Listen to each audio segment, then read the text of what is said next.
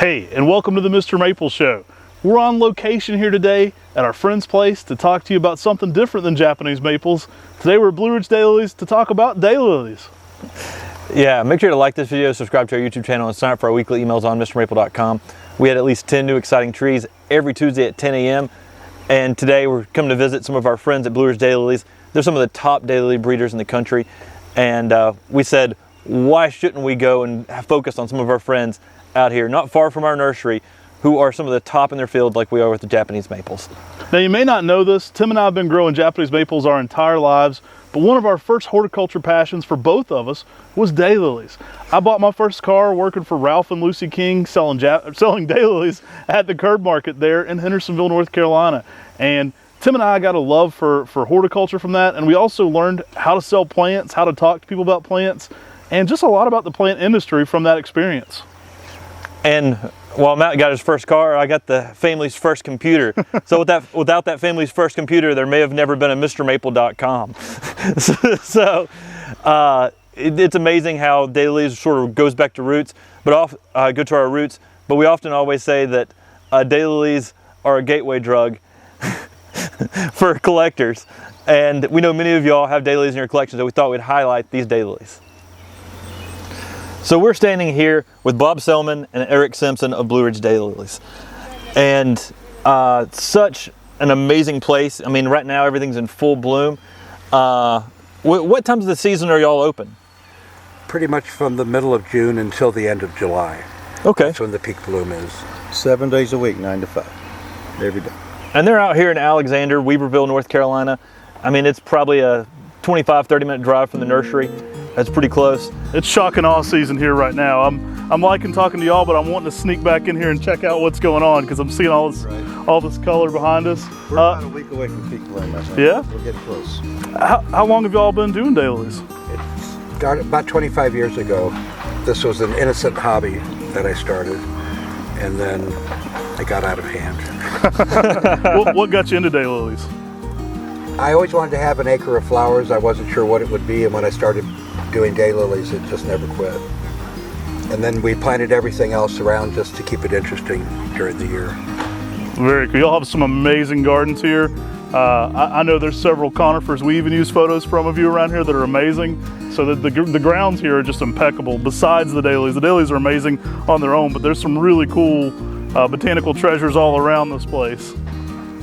Now, we've got some online customers, obviously. Y'all got a Facebook group. What's your Facebook group? It's Daylily Deals of the Day. Daylily Deals of the Day. Now, they specialize in daylilies. And so they're not talking about your common daylilies. They've got some amazing daylilies and some ones that y'all have specifically bred as well. Right. We're both hybridizers. Eric has how many? More than 200 cultivar that I've introduced. Bob is probably about 250. We both have multiple American Daylily Society award winners, national award winners, and we're getting ready to host the big national convention next weekend. And one of y'all's was, one of your daylilies was recently featured in The Mule, right? The TV show, or the movie with Clint Eastwood, one of your daylilies. They came to get daylilies here to take back to Georgia because they ran out of blooms. Yeah. And we have one daylily called the Mule. Nice. cool. The name Blue for Mule. the movie. Yeah. Blue Mule. Nice. It's just getting ready to start blooming here in a couple days. We're pretty excited. I mean, I'm just looking around. It's piqued my interest for sure. There's so much color going on. So who came up with the Alien series? Is that a full series? It was mine. That was an accident as well. Yeah. I love some of those. I've admired those for a while. Alien DNA was the first one, and then the other aliens are a couple generations after that. Very cool. Alien series. It's the collectible series. A lot of people collect his alien daylilies. I could see why. They're pretty cool. I've seen so many awesome introductions. I watch your videos about what's new this year and Yeah. some cool stuff to check out. Thank you.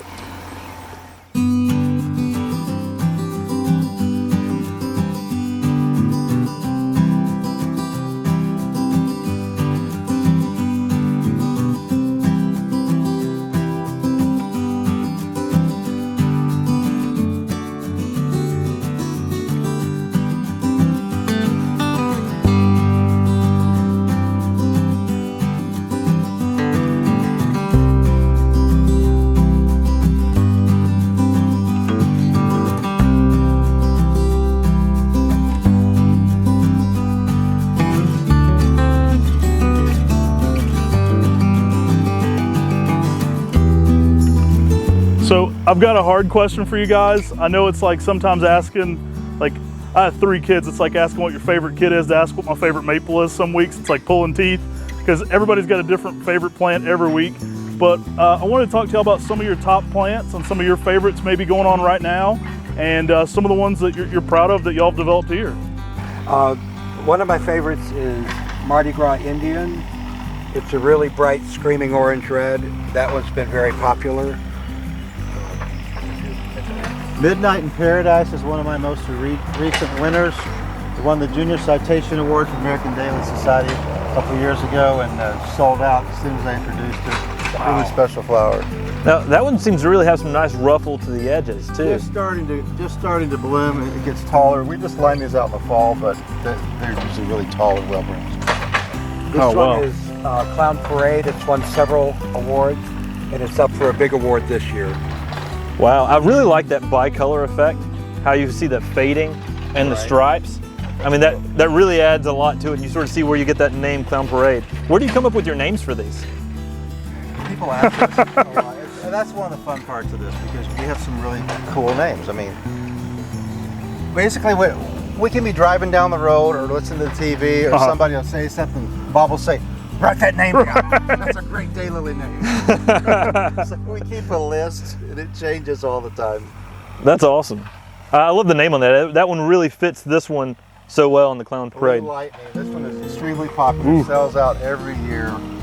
It's just got a really unique color. The first time it bloomed as a seedling, it looked like it was literally plugged into a light socket. And I thought, that'll never happen again. But it does quite frequently, and it's quite special. This one is Escape to Paradise.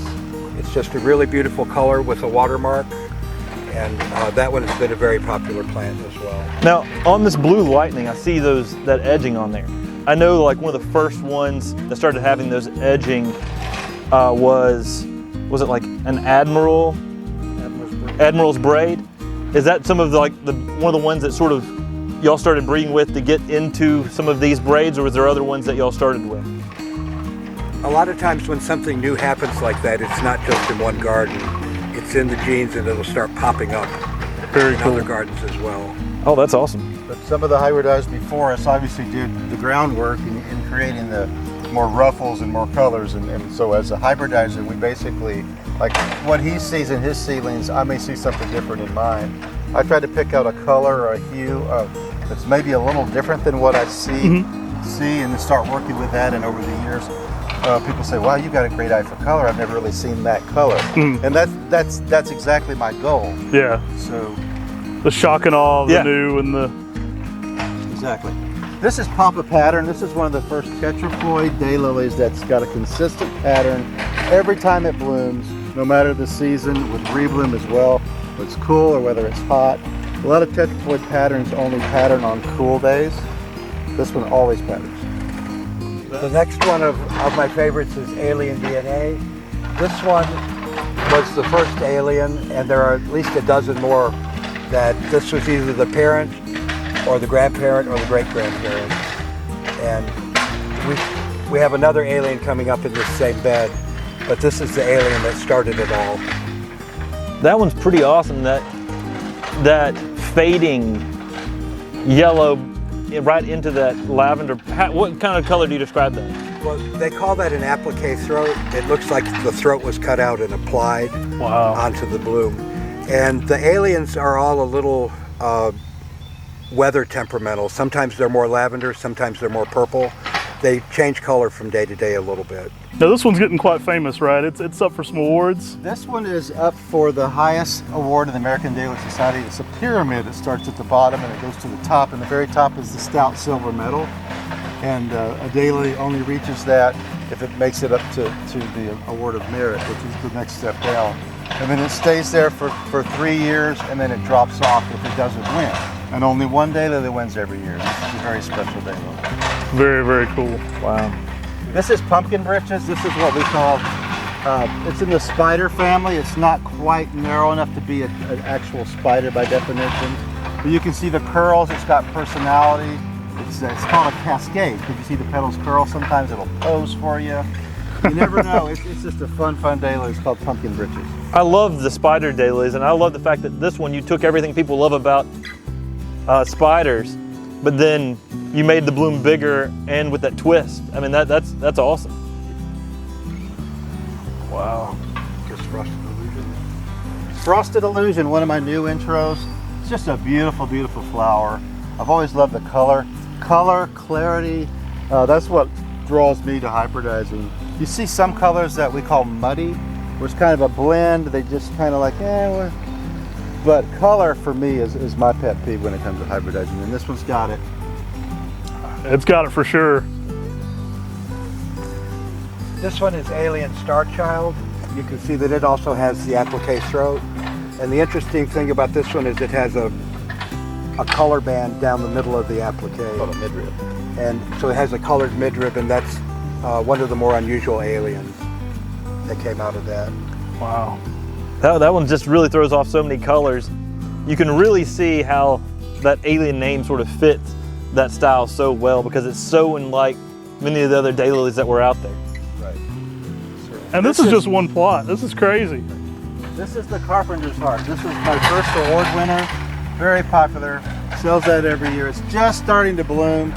It's a very round orange with a deep red eye and edge. And it's almost all eye, this flower. There's very little petal color. It's almost all eye and edge. It's called the Carpenter's Heart, and it's an American Daily Society Junior Citation winner as a seedling. Wow. And And that- also won an honorable mention in its first year eligible. So it's making its way up the pyramid, hopefully, and I'm very proud of it.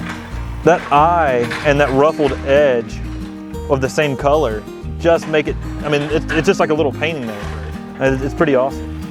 So we were filming another segment, and Eric said, hey, you gotta come check out this daylily. It's really putting on a show. So what is this daylily? This is called Play Me Some Mountain Music, and this year's theme for the garden is Meet Me in the Mountains. We have a big event coming up next weekend for the American Daily Society, and that's the theme for our meeting. So really pleased with the way this one's coming along, nice and tall. Really happy to be here. Looks like it's opening beautifully. It's called Play Me Some Mountain Music, and it's singing to me today. And it's got a little bit of a white midrib there, or white yellow midrib with a really nice eye to it. Is that how, That nice green throat. Sometimes with the green throat, it really pops and kind of blends, makes the other colors kind of show up good. So and even so you've got the different parts of the daylily. You've got the three bigger parts. What are these other three? Are they called a different type of petal? you've got 6 segments on your standard daylily, and the 3 small segments are called sepals. Okay. And I will say, from a hybridizer standpoint, because we see a lot of people post pictures on Facebook of the beautiful daylilies, and all they really look at are the ruffles or the big petals, and they don't see that the sepals are not fully formed, or they're not gnarled or hardened. That's a flaw. So as a hybridizer, we want to see a finished flower where all 6 petals are fully formed and showing off. Well, on this one, it's real unique that it's unique on a lot of your plants and the plants we're seeing out here.